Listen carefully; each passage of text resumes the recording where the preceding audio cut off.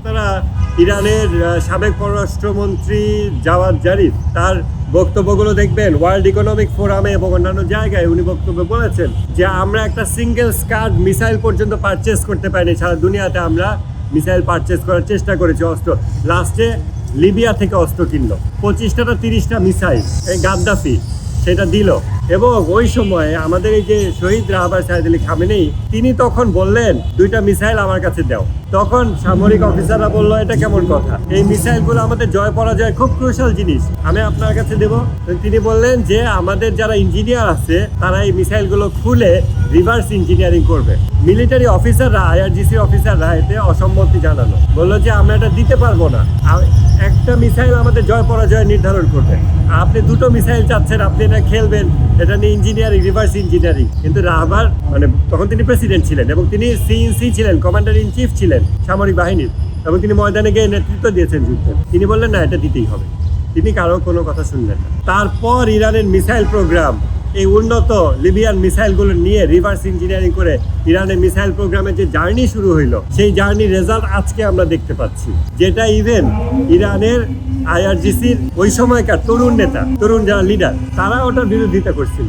পরবর্তীতে তারা সাক্ষাৎকারে বলছে যে আমরা এখন বুঝি যে আমাদের রাহবারের চোখ কত দূরে, এখন আমরা বুঝি, তখন আমরাই বিরোধিতা করছিলাম এই মিসাইল যে আমরা এটা মারবো ইরাকে।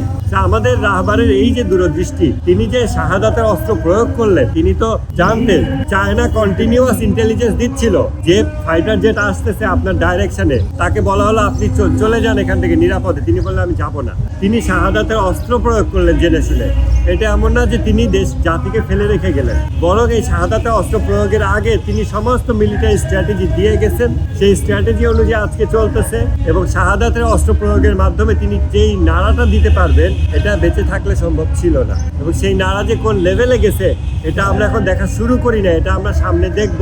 রমজান মাস, তারপর আশুরা আসবে কবে, মহরম কয়দিন, এই যে মহরম আসতেছে, মহরমে আপনারা শুধু শিয়াদেরকে দেখবেন কি হয়। 2 কোটি শিয়া সারা পৃথিবী থেকে ইরাকে যায়, আর বাইরে কেউ পদদলিত হয়ে মরে না।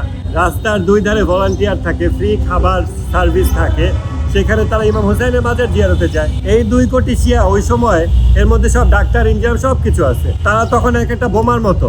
ওই 2 কোটি শিয়া তখন মোবিলাইজড হওয়ার জন্য রেডি। শিয়াদের হাতে সংখ্যা কম হলো, এই ফোর্স গুলো আছে। যখন ইয়া হোসেন বলবে, যত গাড়ি বাড়ি থাকুক, যত বড় লোক হোক, সে বলবে আমি এখনই মরবো। তো তাদের ওই একটা ডিফারেন্ট একটা ব্যাপার আছে, ওই ব্যাপারগুলো কাজে লাগতেছে, এত বছর ধরে লাগছে এবং সামনেও লাগবে। তো বেটাইমে অ্যাটাকটা দিয়ে ফেলছে, কারণ সামনেই মহরম। ইরান যদি এই যুদ্ধ মহরম পর্যন্ত টেনে নিতে পারে, মহরমের ধাক্কায় আরো 6 মাস টেনে নিতে পারবে। কারণ শিয়াদেরকে আপনারা বাঙালি শিয়া না, ওই শিয়াদেরকে, ইরানি শিয়াদেরকে মহরম মাসে দেখেন তারা কিসে পরিণত হয়, অন্যরকম হয়ে যায়। তো ওই অলরেডি ইরানে বলতেছে আমরা ভলান্টিয়ার সোলজার, লক্ষাধিক ছেলে পেলে বলছে আমরা সোলজারে জয়েন করবো। ওদের তো বাধ্যতামূলক সামরিক ট্রেনিং থাকে সবার, 18 বছর বয়স হলে সবার বাধ্যতামূলক সামরিক ট্রেনিং। তারা বলতেছে আমরা এখনই যুদ্ধে যাবো। তো তাদের ম্যান পাওয়ারের কোনো অভাব হবে না, শুধু একটা ফতোয়া, একটা ডাক, ম্যান পাওয়ার আসছে, হুসাইনের নাম, ম্যান পাওয়ার চলে আসছে। এনিওয়েজ, ইরান ইরাক যুদ্ধ, এটা হচ্ছে শেষমেশ সামরিক অস্ত্রের অভাবে ইমাম খোমেনি সিজফায়ার মেনে নিতে বাধ্য হন। সিজফায়ার মেনে নেওয়ার পর সাদ্দাম আবার অ্যাটাক দেয়। ইমাম খোমেনি সাথে সাথে বললেন ময়দান পূর্ণ করে ফেলো, এবং সাথে সাথে আবার সোলজাররা চলে গেল এবং 3 দিন যুদ্ধ হলো। ইরাক পরাজিত হয়ে ফিরে গেল, তারপর ইরান বিজয়ী হইল। তো জাতিসংঘের সিজফায়ারের পর 3 দিন যুদ্ধ করে ইরান বিজয়ী হয়ে তারপর ইরান ইরাক যুদ্ধ শেষ হয়। এটা 8 বছরের যুদ্ধ। এখানে আমাদের অবশ্য 9 মাসেই 30 লক্ষ আমরা মরে গেছি, ওদের 8 বছরে 4.5 থেকে 5 লাখ মানুষ মারা গেছে।